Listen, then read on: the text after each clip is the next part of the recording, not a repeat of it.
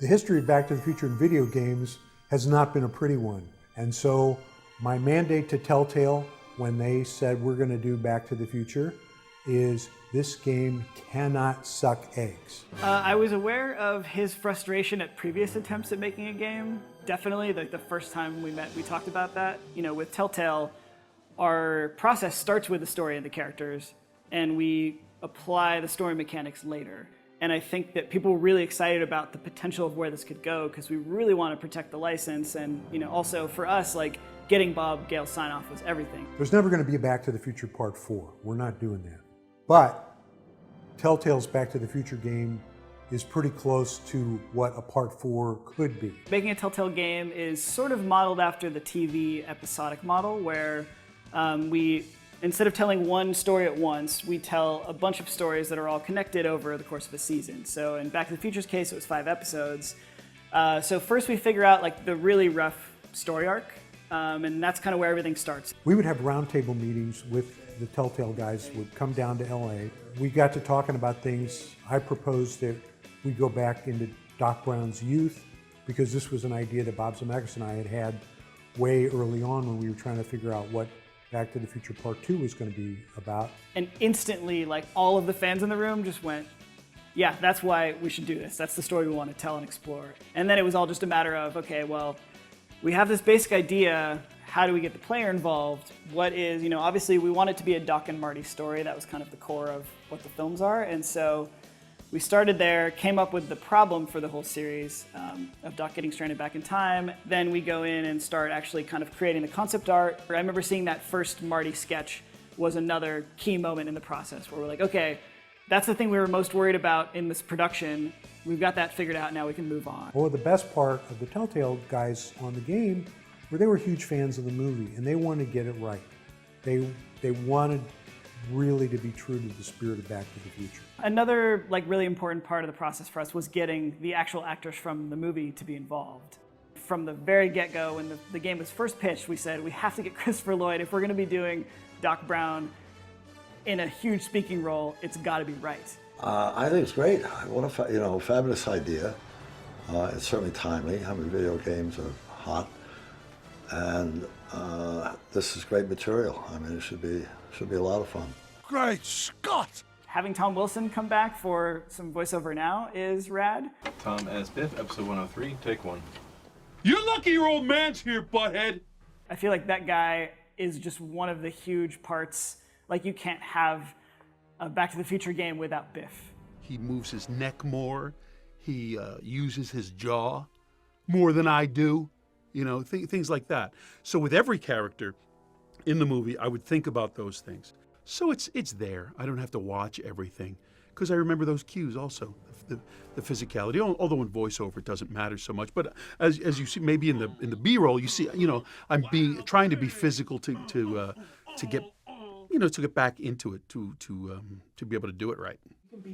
And then having Claudia Wells come in too, like she was, I think, right off the bat, you know, interested as well, and heard that kind of the band was getting back together. Jennifer?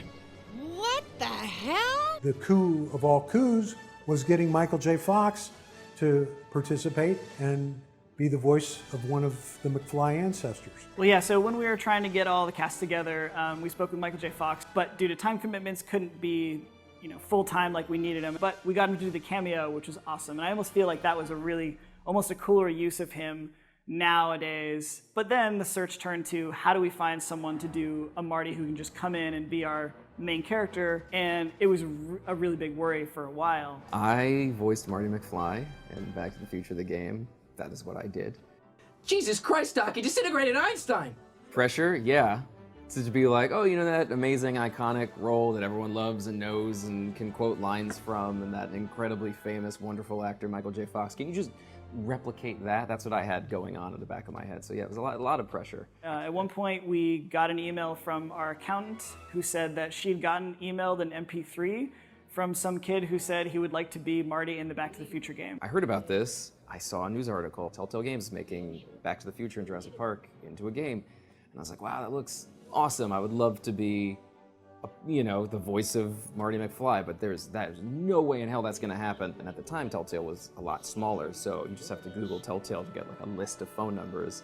And Rhoda was the first name that popped up, so I called her and I left a message that was basically this nerdy, like, hey, my name is AJ Locascio, I do a great Marty. You know, I tried to sound as much like Marty as I could. I was like, it's my density to have this role. But I remember it going across someone's desk, them hearing this audition and just saying, man, this kid sounds exactly like Michael J. Fox when he was young. Doc, you gotta listen to me.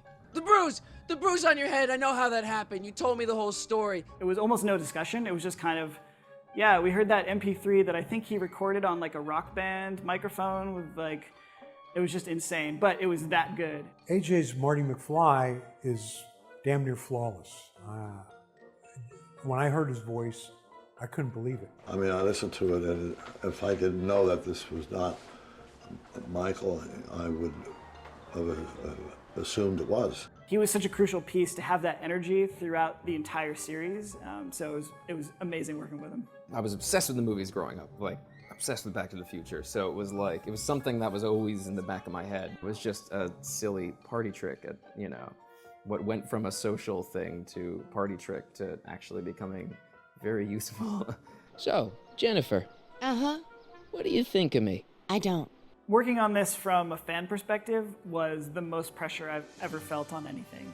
Trying to invent a way where we can pull you along through the story and then use dialogue options where you get to choose what Marty's going to say. And I think that's the kind of the hook for us, is giving you a situation and then saying, well, here's 3 different ways or 4 different ways that Marty could possibly react. If you were playing Marty, what would you do? And I think that it allows people to really author their own story. Telltale's Back to the Future game is the only game that deserves to be called Back to the Future. It's very true to the spirit of the movies. The voice acting is terrific. The characterization is great. And with the new consoles, the game is just going to sparkle and jump off the screen. Bringing this game to a new generation, even though it's not that old, is actually super exciting. Like getting to debut it again on all the new platforms. Telltale's got a lot bigger of a fan base now, and there's a lot of people who probably didn't know that we made this game. But it's still got a lot of the same core principles that are fun in a Telltale game. You know, we're taking this thing that's super familiar and we're putting our own story in it and allowing you to play it. So in time with the 30th anniversary of the films, now we're getting to kind of add to what's out there in the media and saying, like, you know, you're rebuying the movie again and watching it, here's a game you might enjoy as well. And it kind of, you know, watch the movies first, get back the nostalgia, and then right after the movie ends, you can pop in the game and continue the story from there.